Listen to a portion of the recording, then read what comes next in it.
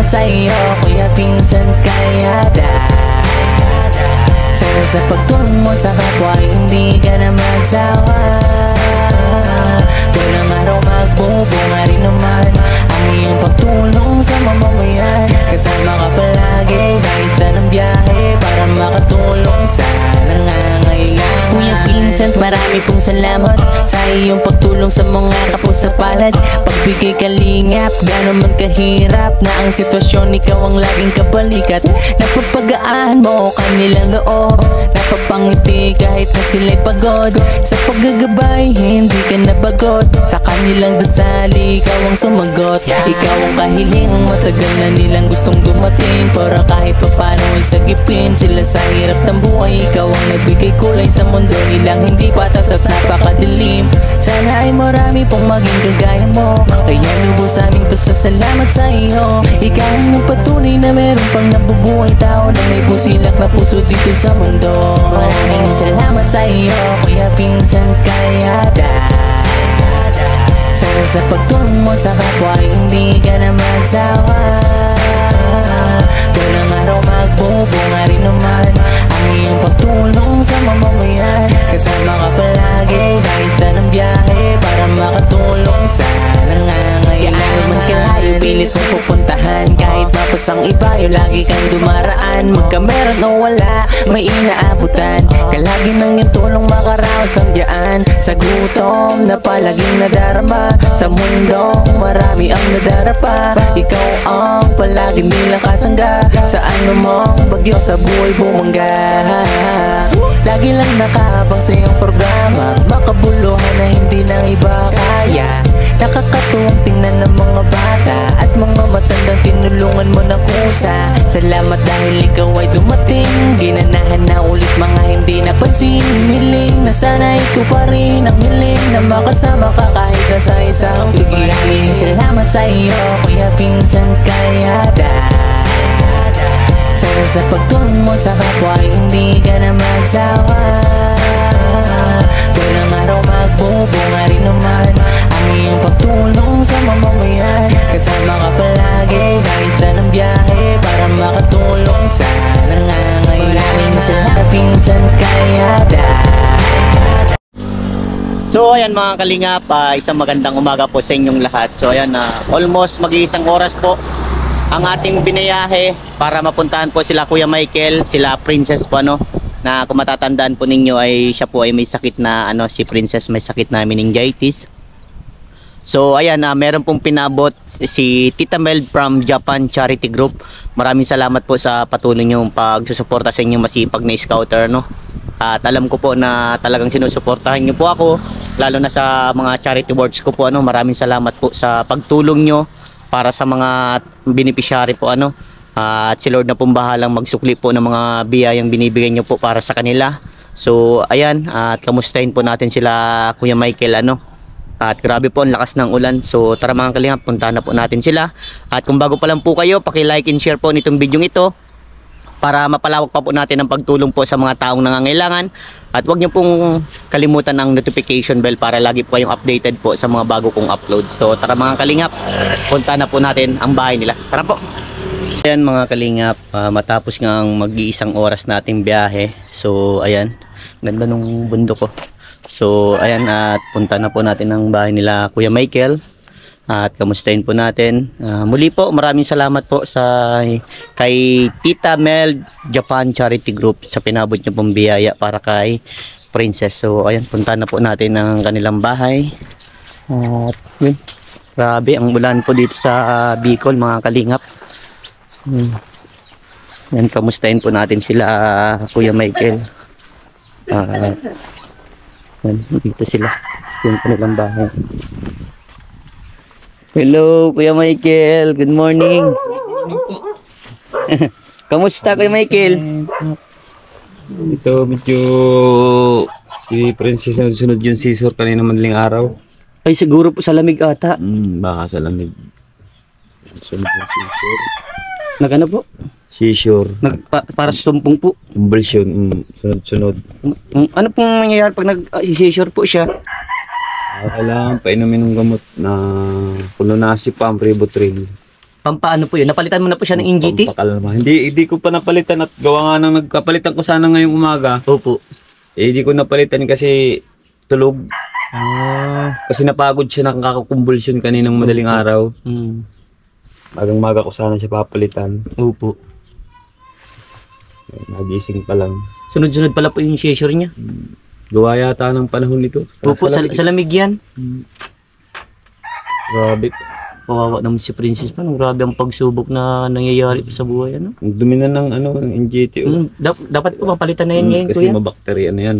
Opo, baka mas malalong maapektuhan si Princess. Sa isang buwan, papalitan na dapat yan. Opo. Papalitan ko nga na medyo maliit. Kasi malaki to eh. Opo. Size 12 to. Dapat size 10 lang. Pero meron na po kayong pampalit. Meron na. Size 10. Opo. Wow, man si Princess. So, Princess! Kaya pero may time po siya na parang pag tinawag mo siya na ano man po na response mo. Ano man, parang nakikipag ano naman. Kaso parang nawawala sa ano talaga siya. Pag tinanahan mo siyang Princess, makatingin siya sa'yo, ngayon siya. Tapos biglang mataas yung mata, parang na ano. Tapos minsan parang gusto niyang kipag-usap, nakatitig lang siya sa'yo, ano lang. Opo. Na-response naman pag natawag. Tsaka parang gugulatin. Nagugulat siya. Sa mga bagay na yung parang sa aso ganyan. Opo. Pag biglang nagtahol na ano siya. Pero pag sa tao parang normal lang. Opo. Normalize siya sa tao na yung marinig yung tao, di siya naano. Yung mga kakaibang tunog. Katulad ng daga. Yan, kapag biglang ang daga, nagugulat yan. Mga kakaibang bagay, nagugulat siya. Ilan taon po si Princess nang inabot niya po yan, kuya? 2019. Ilan taon siya nun? 2 years old. Pero yung 2 years old siya, okay naman siya. Tagang takbo yun sa kalsada. Ang takbo po dito. Ilang takbo yan dyan. Tsaka matakaw ito. Lakas kumain po. Lakas kumain. Madaldal. Inisahan lang nung meningitis. Lagnat ito nagsimula eh. Inatake kasi ito alas 12 ng gabi. Alas 12 ng gabi. Nakikitira pa lang kami dati. Alas 12 ng gabi. Hindi niyo po siya naisugod sa ospital? Hindi agad naisugod kasi alas 12 ng gabi wala man dito mga sasakyan. Sa bagay, kung baga malayo sa malayo sa syudad ay po? Malayo pa kami sa highway. Opo. Dinala ng motor. Tapos nagtagal pa kami sa crossing ng siguro mga 1 oras pa. Nakadaan na sasakyan. Grabe. Buti na lang at may truck na may truck na parada, yung parang fish dealer mag-asawa. Parang magpapahinga galing ata sa biyahe. Buti na lang at napakiusapan ko. Nakita naman nagsisisir yung bata, talagang tarak na tarak ng mata. Naandun kami sa loob ng sasakyan, siksikan kami doon, yung mag-asawa nga, yung driver tapos yung asawa. Halos nag-upo na lang doon sa asawa habang nagdadrive. Opo. Tapos pagdating ng ospital sa Lourdes Hospital, natagalan. Natagalan ito sa Lourdes kasi walang doktor. Yung mga nurse, mga tulog. Pagdating namin, naanuhan pa nga ito ng oxygen na sinaksakan ito ng oxygen biglang nagsirit at hindi pala yung binukasan, yung ginanyan. Sabi ko mamamatay yung bata. Inabot ng halos 3 oras bago naturukan ito ng pampakalma. Kaso di kinaya diyan sa hospital diyan sa Hadait. Kaya dinala ng BMC Naga. Binagtagal kami doon ng halos 6 na buwan. Opo. 1 buwan sa ICU. 50-50 ang laban. Opo. Halos kasabayan ito, halos patay lahat. Grabe. Ito lang halos yung nabuhay doon sa loob ng... Halos ganun din po ang mga ganun din. Grabe. Halos ito lang yung nabuhay. Kasi sabi daw po, pag nilalagnat daw po ang bata, nang may bimpo sa pag mataas. Yellow dapat. Yellow. Kasi dito sa ospital dito sa ano, hindi sila naniniwala na kapag may lagnat, lalagyan ng yellow. Yung mga nurse kasi dyan sa ospital dyan, hindi inano ng yellow. Ayaw. Pero pagdating namin dun sa BMC, may rep silang maliit. Tapos may mga crack ice na sila. Sabi ko, Diyos ko, ganun lang pala. Hindi niya dapat lalagyan nyo ng yelo, pupunasan ninyo buong katawan. Para magkalma. Ganun yung ginagawa. Pero aircon pa yun ha, yung ICU aircon pa yun. Pero linalagyan nila ng yelo, pinupunasan ko, nababa agad ang lagnat. Ang lagnat ito na 41. Grabe Baba agad sa na 37 na lang agad. Kaso, mga ilang minuto lang, mataas na naman yung lagnat. Ganun siya nakikipaglaban. Talagang ano na siya, hindi na siya nagising. Isang buwan, hindi na siya nagising talaga. Parang tulog lang po. Parang kumatos na nga talaga. Parang kumatos. Nung nagising siya, wala na. Banlag na yung mata niya, yung duling na siya. Tapos ang talas ng paningin niya. Tapos kung saan nung maglabas kami ng ospital, lahat ng halos naikot namin ang naga sa mga albularyo. Yun, may na albularyo kaming napuntahan na parang napawala niya yung lisik ng mata niya. Yun. Tapos lahat ng simbahan sa nalibot namin sa Naga. Tapos dun sa sa Kalabanga, nag-ano kami doon, kami ng kada Biyernes. Ano yun? 10 Biyernes yun. Balik-balik kami doon. Grabe. Doon na kami inabot ng sakit sa ospital. Na trangkaso, 1 linggo akong may trangkaso doon. Palit-palitan kami ng asawa ko. Hospital. 1 oras lang ang tulog namin, 1 oras 2. Isang gabi. Kasi nga di pwede, kailangan may gising talaga. Hindi maiwasan na pag makakatulog ka. Talaga kumbulsyon talaga, hindi na tigil ng kumbulsyon ito. Halos oras-oras. Pag tinuturukan lang ng halos maubos ang ugat nito sa katuturok ng mga yung pag natatanggalan ng suwero kasi nga naputok. Kaya pag natatanggalan suwero nito, nauubos 7 karayong bago makuha yung niya. Ugat. Grabe pa. Wow. Ang liliit pati ng ugat nito. Kulang na nga lang yung ulo ang lagyan. Grabe pang pinagdaanan ni Princess. Grabe. Ubos ang niyan hanggang paa. Opo. Halos lahat naturukan, yung mga kaugatan niyan. Sabi ko nga yung ulo na lang ang kulang. Sabi ko nga bilang ama, kahit papang turok sa baboy, kung pwede lang akuin, kahit pa ako sa sentido ko itusok, tatanggapin mo na. Tatanggapin ko. Nakakaawa talaga. Para sa anak mo po. Kasi isipin mo, 7 karayong uubusin yan sa anak mo bago uwa. Di ko maintindihan kung siyempre wala nang sa pag-iisip mo, hindi na maintindihan. Kung nasasaktan siya o habang tinuturukan siya, nag-iiyak ako. Yung asawa ko di makatingin, ayaw niyang sumama, ayaw niyang magtingin. Ako tinitingnan ko siya, nag-iiyak ako kasi napakasakit talaga sa akin. Lalo na po sa isang tatay, di ba? Pag naalala ko yung pinagdaanan namin sa ospital na pag naaalala ko, lalo nung wala kami, wala kaming malapitan, halos manghingi kami ng pagkain sa katabing namin, sa katabing mga pasyente na meron man. Nanghingi nila po yung pagkain po. Oo, nung kami talagang walang-wala. Grabe pinagdaanan namin dun sa BMC Naga. Naiiyak po. Pinaalala mo po. Oo, talagang naiiyak talaga ako sa dinanas ng anak kong hirap. Yung hirap namin, baliwala yun. Yung hirap ng anak ko kung paano siya laban sa sinapit ng anak ko. Sa mga pagturok-turok na lang, talagang grabe. Hirap. Kinunan ito ng dugo sa spinal cord. Opo.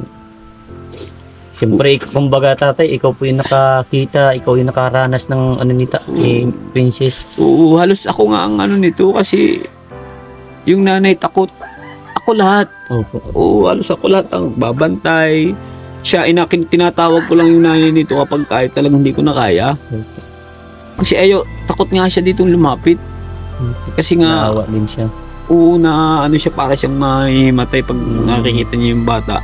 Ako dati nang may nervyos noon, pero nagtataka ako kung bakit may nervyos ako. Naglakas yung loob ko, yung parang lalong hindi ko na inisip yung nervyos ko. Kasi may sakit na ako, hindi pa nagkakasakit ito, may anxiety, depression na ako. Siyempre may nervyos ako. Bawal akong iwanan sa bahay kasi nga may nervyos. Kailangan may kasama lagi sa bahay.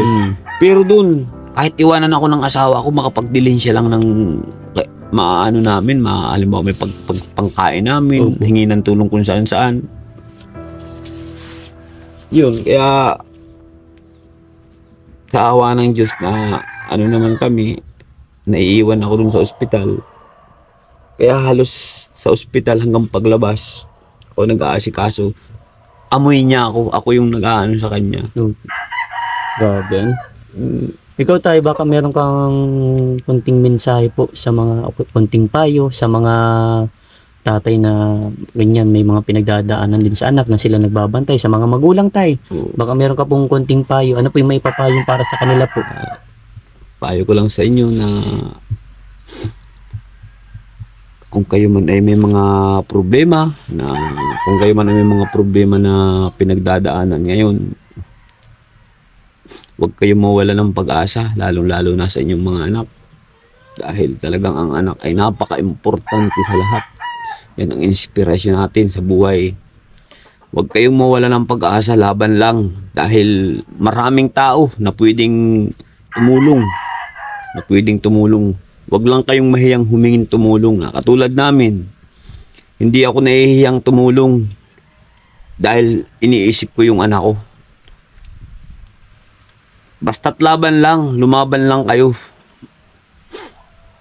Minsan nakapag-isip na akong nawala na ako ng pag-asa, pero hindi pala. Kasi may mga tao palang magmamahal na kapag humingi ka lang talaga ng tulong sa tao, kahit nga hindi humingi ng tulong may kusang tumutulong. Makita Katulad lang ninyo. Nakita lang si Bibi, pumunta kayo dito. Yun lang payo ko, laban lang sa buhay. Kahit hindi kumain, ang mahalaga sa tao, buhay. Yun naman ang importante sa tao yung nabubuhay ka. Hanggat humihinga, laban lang. Isang munting mensahe ng isang ama po. Ano po? Laban lang. Mahalin natin yung anak natin kasi lalo na kapag ganito, bunsong anak ko, sulong babae pa. Kaya talagang sobra-sobra ang pagmamahal ko dito. Sabi ko nga sa sarili ko, kung buhay lang ang kapalit. Oo, kahit ngayon na ngayon. Gumaling lang yung anak ko. Sabi ko sa Diyos, sabi ko, kaso lang ang Diyos, mabait baga ang Diyos. Hindi naman nag-aano ang Diyos ng ganyan. Pero yung para sa akin, sabi ko, Lord, kung buhay lang ang kapalit, kahit ngayon na ngayon, kunin mo na ako. Maging okay lang si Princess. Kumain lang, makakain lang siya or makaupo. Makalakad, makalaro. Kahit di na makalakad, makaupo lang tapos makakain. Pagpapalit ko ang buhay ko. Hindi na ako naghahangad kung makalakad man ito. Yung makaupo lang siya makakain, yun na, sapat na yun. Pagpapalit ko ng buhay ko. Kaya lang, mabait ang Diyos. Hindi naman niya ano ng mga ganyan, syempre.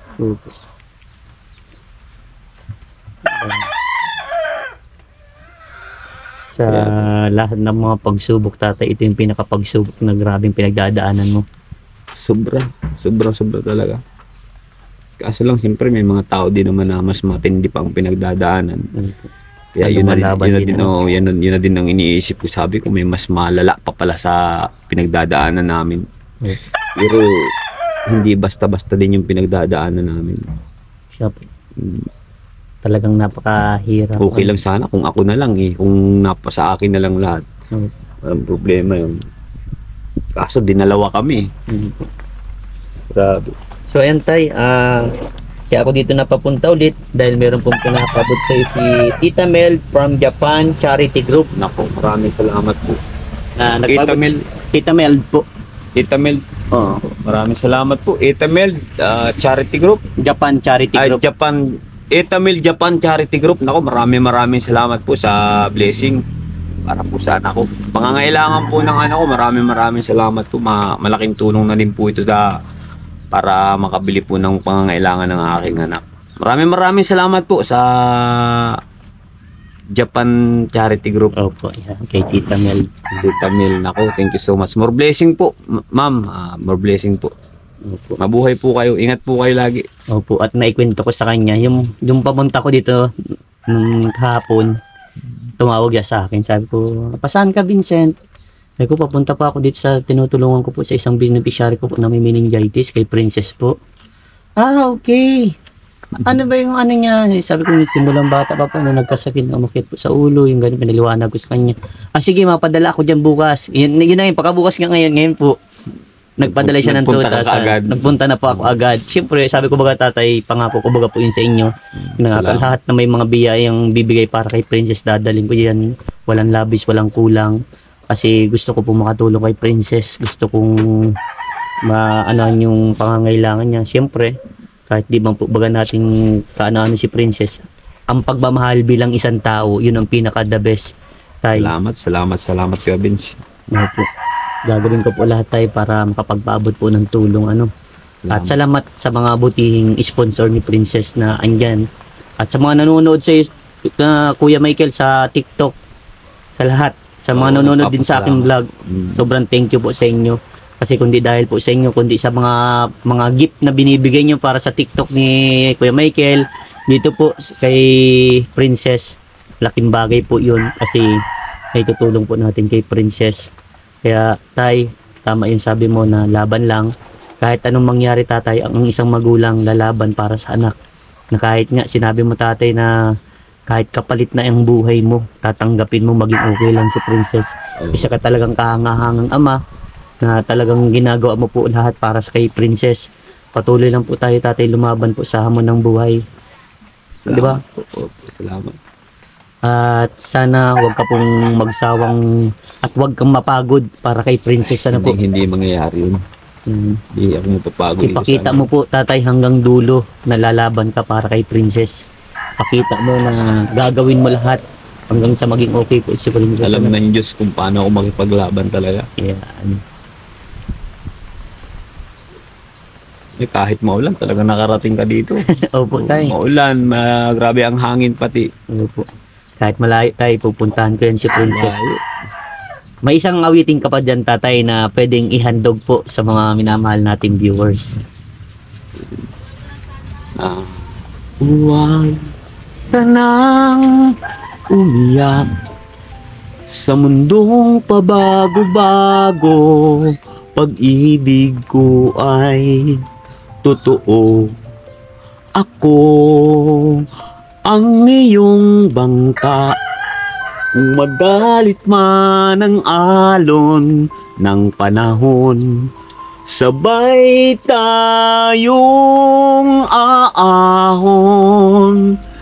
Kung wala ka nang maintindihan, kung wala ka nang makapitan, kapit ka sa akin, kapit ka sa akin, hindi kita bibitawan. Grabe. Ramdam na ramdam ko yung kanta mo, kuya. Salamat po sa awitin na handog mo. Salamat. Talagang pinaka parang naano ko doon sa kanta mo. Kapit ka lang kay Lord. Tama yan tayo ha. Mag-iingat ka po palagi. Nakasamalan lagi po tatay ang loob mo ano. At God bless po sa iyo. Salamat Kuya Vince. Sige po. Sa lahat po ng mga sponsor, nako, maraming salamat po sa inyo sa pinapadala po ninyong pinapaabot po ninyong tulong. Sana po ipagpalain po kayo lagi ni Lord at sana mas marami pang blessing dumating sa inyo para mas marami pa po kayong matulungan na katulad po ng aking anak, mga nakakaranas po ng mga ganitong pagsubok. Mabuhay po kayong lahat, lalo na po sa iyo Kuya Vince sa Kalyada, na talaga namang todo suporta po, lalo na po sa TikTok, lagi po siya nakasuporta sa akin.